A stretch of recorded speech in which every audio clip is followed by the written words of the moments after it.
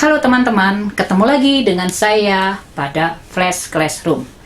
Pada video kali ini, saya ingin membahas keahlian yang diperlukan oleh seorang project manager.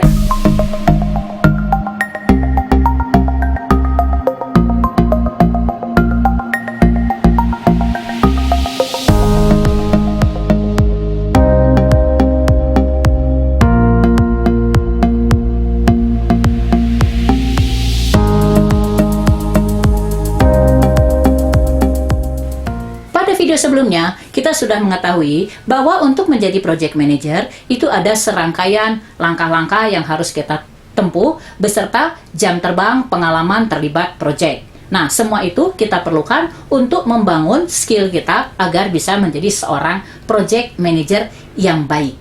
Nah, seorang project manager yang baik itu memerlukan sederetan keahlian. Yang pertama yaitu harus memiliki knowledge.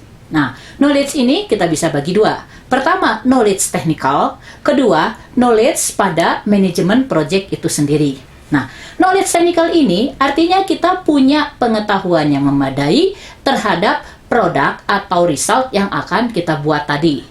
Nah, pengetahuan yang memadai ini bukan berarti kita harus jago. Tetapi kita tahu produknya seperti apa, kita tahu kesulitannya seperti apa, kita tahu teknologinya seperti apa, dan itu membantu kita memilih orang yang tepat untuk mengerjakan produk tersebut. Nah, kemudian keahlian yang kedua yaitu memanage project yang kita sudah dapat ilustrasinya dari 10 knowledge area pada PMBOK pada video sebelumnya. Nah, selain keahlian secara knowledge tadi, kita juga harus punya keahlian menjaga performa. Baik performa kita sendiri, performa tim, maupun performa project kita.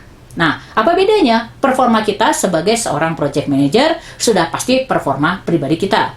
Kemudian, performa tim, artinya orang-orang yang terlibat pada tim tadi harus kita monitor juga performanya seperti apa. Kemudian, performa project, artinya kita harus melihat seberapa besar progres project ini dari waktu ke waktu. Misalnya, setiap minggu majunya berapa persen, berapa banyak job yang sudah kita selesaikan. Nah, itu harus kita monitor terus. Kemudian, yang ketiga, ada sekumpulan soft skill yang kita perlukan yang membantu kita dalam mengelola project dengan lebih baik.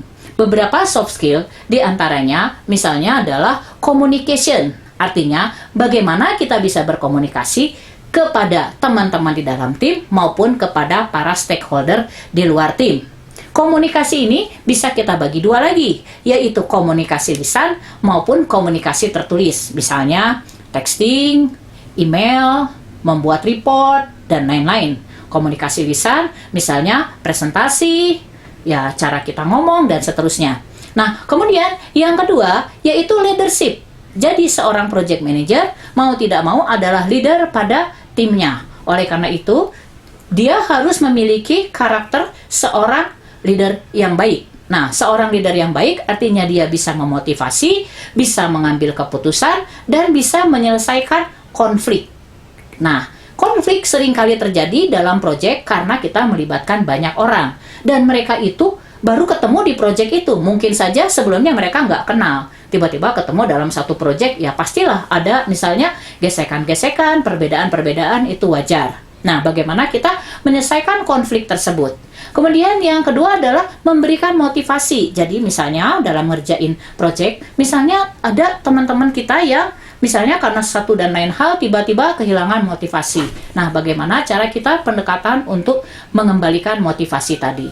Kemudian yang terakhir adalah bagaimana cara kita mengambil keputusan. Karena mengelola tim dalam satu project itu lebih sulit daripada mengelola misalnya barang atau produk lainnya ya, karena orang yang kita kelola. Jadi dalam mengambil keputusan, seringkali keputusan itu misalnya menguntungkan di satu pihak tapi merugikan di pihak lain. Nah, bagaimana cara kita mengkomunikasikan itu semua?